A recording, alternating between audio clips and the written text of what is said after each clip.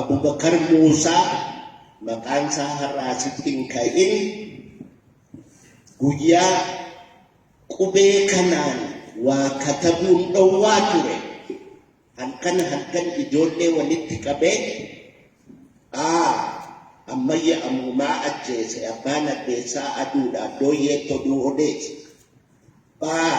Bakkaafaaf bakka bofu boraatti bofaa barbaadu bareeda birraa barana badduus badeensi barbaada. Caalaa caamaatiif mucaa caamaa sana kan utuu mucucaanne cehee cuncuna coree miicee cuunfee micciiree coqorsa caffee caamaa isin cufti callisaa caqasaa jechaa ijoollee barsiisaa ture. Abubakar Musaa leenca itu humbannaa ajjeesanii waraabessi nyaate. Dargiitu ajjeese.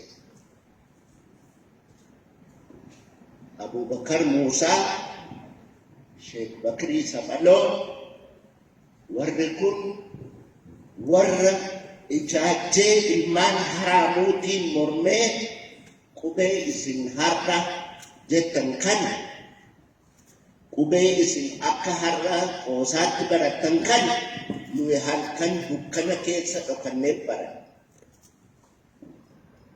akka ni ifatti ba'uu fi warra akka Abubakar Musaa fa'itu warra akka Sheekh Bakrii Sabaloo fa'itu lubbuu isaanii kenna. Qubee amma jettan kana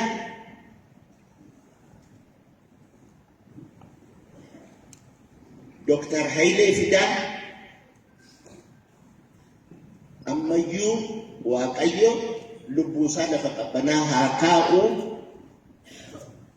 Hayilee Fidaatu qubee kana fidala isaa akkamitti katabu isa jedhu kitaaba hirmaata dubbii afaan Oromoo jedhu baasee ittiin katabamuun calqaba.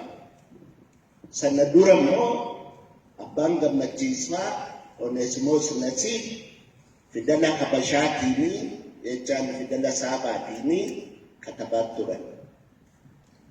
So afaan Oromoo aadaan Oromoo bu'aa baay'ee keessa darbee as ga'e. Bara Haile Sillaaseetiif bara Dargii namni katabbii afaan Oromoo wajjin qabame hin du'a.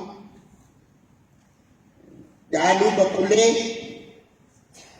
Saamunaan Qaabatoo ilmaan Arsii waggaa 3 qubee afaan Oromoo wajjin qabamtan jedhanii kofalee irraa qabanii gobbatti waggaa 3 hidhaman. Qubee afaan Oromoo wajjin qabamtanii duwwaadhaaf. Daaluu Baqulee har'a lubbuun jira.